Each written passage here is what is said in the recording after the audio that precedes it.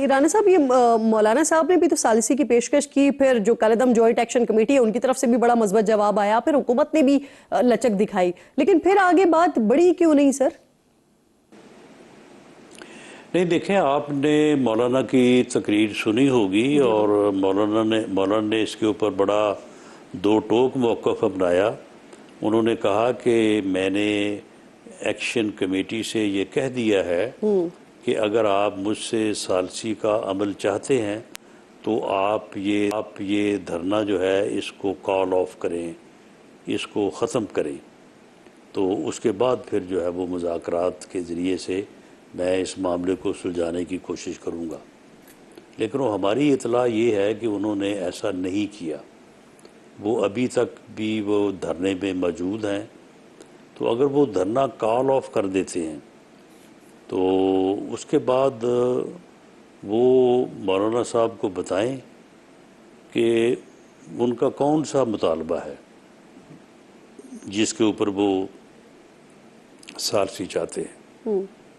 ये उनका पाकिस्तान से इल्हाक और सीटों का मुतालबा है, ये तो इख्तियार ही नहीं है हमारे पास, तो हम कर ही नहीं सकते थे। ना आज़ाद कश्मीर की हुकूमत कर सकती है, तो फिर मौलाना इसमें क्या सालसी करवाएंगे। अगर कोई और उनका मुतालबा है, जिस तरह से हमने पहले 38 मुतालबात पूरे किए हैं, तो वो मौलूद करें, वो तो उसके ऊपर गौर हो सकता है। सही। अच्छा राना साहब, कुछ इस तरह की भी खबरें आ रही हैं कि जो वहां पर जो कुछ हो रहा था उसमें जिन लोगों ने सरकारी मुलाजमीन ने या शिरकत की या मुआवनत की या सहूलतकारी की, तो एक तो उनको मुलाजमत से निकालने और दूसरा जो रिटायर्ड मुलाजिम हैं उनकी पेंशन रोकने के हवाले से भी कुछ हो रहा है ऐसा? धरने का जो है वो हिस्सा बन रहे हैं, तो बिल्कुल ये बहुत ही जो है वो नाजायज़ गैर कानूनी बात है। एक सरकारी मुलाज़िम को ये कतन हक नहीं पहुंचता कि वो किसी कल अदम जमात के साथ जो है वो बैठे या उसके एहतजाज में जो है वो हिस्सा ले, जबकि उस एहतजाज के ताने बाने जो है वो कहीं और भी जाके मिलते हों। अगर कोई ऐसा सरकारी मुलाज़िम उसका हिस्सा है तो उसे फ़ौरन जो है वो अपने रवैये को दुरुस्त करना चाहिए, और अगर वो नहीं करेगा तो यकीनन फिर उसका जो भी वो उसके खिलाफ कार्रवाई करने में हक बजाना होगा। बिल्कुल ठीक, यानी कंफर्म कर रहे हैं आपके ये हो रहा है। अब मुझे ये फरमा दीजिए, बिलावल भुट्टो साहब बल्दियाती इंतखाबात के हवाले से कह रहे हैं कि नून लीग जो है ना वो डरती है बल्दियाती इंतखाबात करवाने से, इसलिए वो मुतालबा कर रहे हैं कि 28वीं तरमीम से पहले आप बल्दियाती इंतखाबात करवाएं पंजाब में। तो सर एक तो इस पर भी अपना मौक़िफ़ दीजिए, दूसरा बल्दियाती तरमीम हो रही है 28वीं, इस पर बात हो रही है। पंजाब में हम करवाने जा रहे हैं। और दूसरी बात ये है कि आईनी तरमीम जो है वो बिल्कुल हम कोशिश तो करेंगे, लेकिन आईनी तरमीम उस वक्त ही मुमकिन होगी जब बिलावल भुट्टो जरदारी साहब भी अपने वोट उसमें शामिल करेंगे। सही। क्योंकि 2/3 मेजॉरिटी जो है वो उसी सूरत में जो है वो पूरी हो सकती है। तो हम बिलावल साहब से भी बात करेंगे, उनको रिक्वेस्ट करेंगे कि एक तो बल्दियाती इलेक्शंस को या बल्दियाती निज़ाम को कॉन्स्टिट्यूशनल कवर दिया जाए। इसके बगैर इनका कोई हाल नहीं है। जब कोई दिल करता है किसी सूबाई हुकूमत का उनको तोड़ देती है और उसके बाद फिर इलेक्शन जो है वो मुलतवी होते रहते हैं। और दूसरा ये है कि प्रोविंशियल फाइनेंशियल अवार्ड होना चाहिए, और जो जिस फार्मूले पे फंड्स मरकज़ से सूबों को मिलते हैं उसी से सूबों से जो है वो बल्दियाती लेवल पे बल्दियाती अदारों को और डिस्ट्रिक्ट डिवीज़न और तहसील को मिलने चाहिए, बल्कि यूनियन काउंसिल तक जो है वो जाने चाहिए। ये तरमीम जो है वो बिल्कुल हम इसके हक़ में है और हम इसकी कोशिश भी करेंगे। MQM भी इस बारे में जो है वो कोशां है, और हम इस सिलसिले में बिलावल भुट्टो जरदारी साहब से मुलाकात भी करेंगे और उनसे कोशिश करेंगे कि वो इस मामले में जो है वो इसका साथ दें। तो अगर ये हो जाए तो यकीनन जो है वो बल्दियाती अदारों और बल्दियाती निज़ाम की बहुत बड़ी जो है वो तक़वियत होगी। ये निज़ाम पूरा स्ट्रेंथन हो जाएगा। बिल्कुल ठीक है। अच्छा राणा साहब, जरा ऑपोजिशन के हवाले से भी बात कर लेते हैं ना। अब हुकूमत और ऑपोजिशन दोनों जानिब से मुज़ाकरात की बात भी हो रही है और बज़ाहिर ऐसा लग रहा है कि दोनों तैयार भी हैं, लेकिन आगे बढ़कर पहले मुलाकात करने में हिचकिचाहट का शिकार क्यों है? देखिए, ये मैं समझता हूँ कि जो हमारे अपोजिशन के दोस्त हैं, अब उनको इस बारे में अब हम ख़त्म करना चाहिए।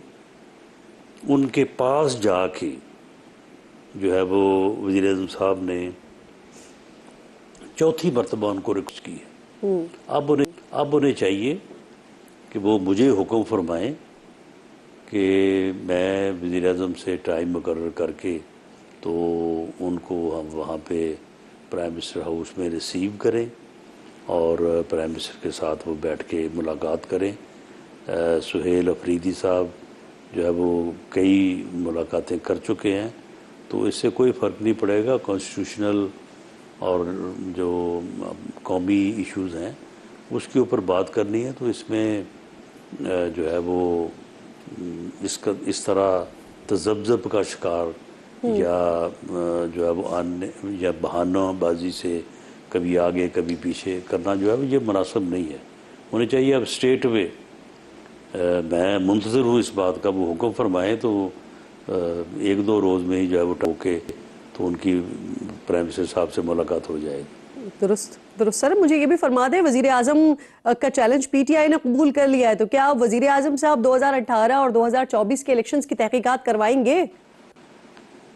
जी, ये जब गुफ्तगू करेंगे तो उसमें वो बता दें।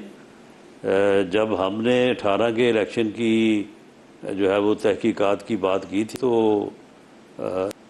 इमरान खान साहब ने, he was prime minister that time, तो उन्होंने कहा था कि जी पार्लिमानी कमीशन बनाएं। उन्होंने पार्लिमानी कमीशन बनाया भी था, लेकिन फिर उसके बाद एक मीटिंग हुई उसके बाद दोबारा उसकी मीटिंग नहीं हुई। तो आए बैठें, तहकीकात किस तरह से करनी है।